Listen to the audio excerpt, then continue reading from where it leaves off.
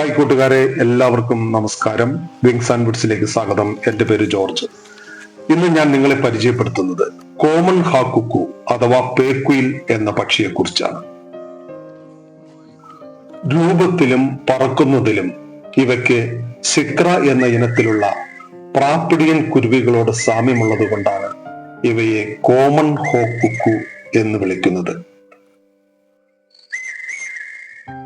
March മാസം മുതൽ June വരെയുള്ള കാലയളവിൽ പേക്കുയിൽ പീപ്പിയ പീപ്പിയ എന്ന് രാപകലില്ലാതെ ഉച്ചത്തിൽ കരയുന്നത് കൊണ്ട് ഇവയെ ബ്രെയിൻ ഫീവർ ബേർഡ്സ് എന്നും വിളിക്കുന്നു.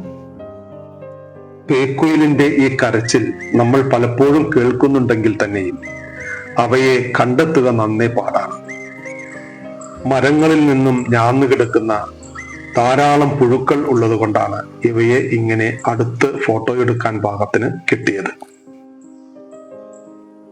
മറ്റു കുയിലുകളെ പോലെ തന്നെ പേക്കുയിലും സ്വന്തമായി കൂടുകൾ ഉണ്ടാക്കാറില്ല. ഇവ പൂത്താങ്കിരിയുടെയോ കരിയിലക്കിളികളുടെയോ കൂടുകളിലാണ് മുട്ടകൾ ഇടാറുള്ളത്.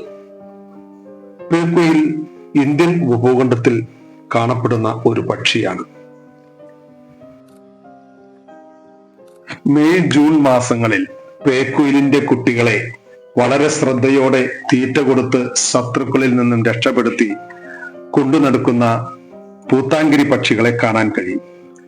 പൂത്താങ്കിരിയുടെ കുട്ടിയല്ല അത് എന്ന് കാണുമ്പോൾ തന്നെ നമുക്ക് മനസ്സിലാകും.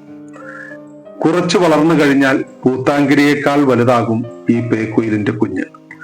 നല്ലപോലെ പറക്കുവാൻ തുടങ്ങിയ പേക്കുയിൽ കുട്ടി തന്നെക്കാളും ചെറുതായ പൂത്താങ്കിരികളിൽ നിന്നും ഭക്ഷണം ഇരന്നു വാങ്ങി തിന്നുന്നത് കാണുമ്പോൾ അത് ഒരു വിരോധാഭാസമായി തോന്നും. കരിങ്കുയിൽ, ഇന്ത്യൻ കുക്കു, പേക്കുയിൽ, ചെറുകുയിൽ, ചെങ്കുയിൽ ഈ ജാതിയിൽപ്പെട്ട എല്ലാ കുയിലുകളും മറ്റു പക്ഷികളുടെ കൂടുകളിലാണ് മുട്ടയിട്ട് വിരിയിക്കുന്നത്. ഈ പേക്കുയിലിന്റെ മുട്ട പൂത്താങ്കിരികളുടെ മുട്ടകൾ പോലെ തന്നെ നീല നിറത്തിലുള്ളവയാണ്.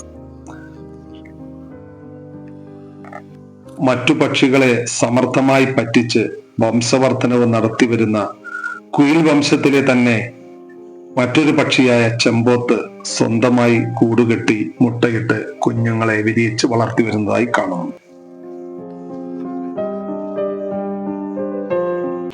Hi friends, please subscribe my channel and press the bell button.